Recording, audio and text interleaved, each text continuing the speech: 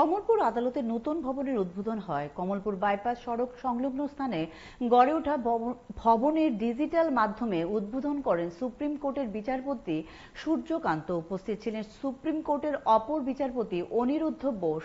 কমলপুর আদালতে উপস্থিত থেকে উদ্বোধনী ফলক উন্মোচন করেন জেলা ও দায়রা বিচারক গৌতম সরকার। সাথে ছিলেন অতিরিক্ত জেলা ও দায়রা বিচারক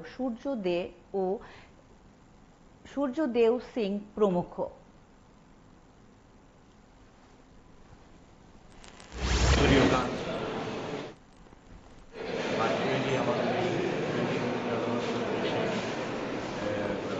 উদ্বোধন করেছেন এবং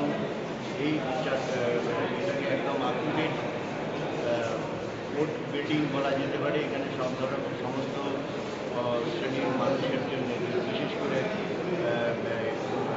যারা ফিজিক্যালি এবং অন্যান্যভাবে চ্যালেঞ্জ তাদের জন্য বিশেষ ব্যবস্থা রয়েছে। এবং আপনারা কোর্টের বিল্ডিংটা দেখেই বুঝতে পারছেন যে এখানে সমস্ত সিস্টেমগুলো একদম অত্যাধুনিকভাবে গড়ে তোলা হয়েছে এবং এর জন্যে আমাদের জুডিশিয়ারিকে প্রচুর অর্থ ব্যয় করতে হয়েছে।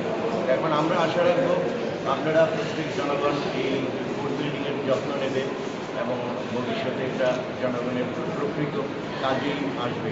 এটুকু আর কি বলার আর কি আছে।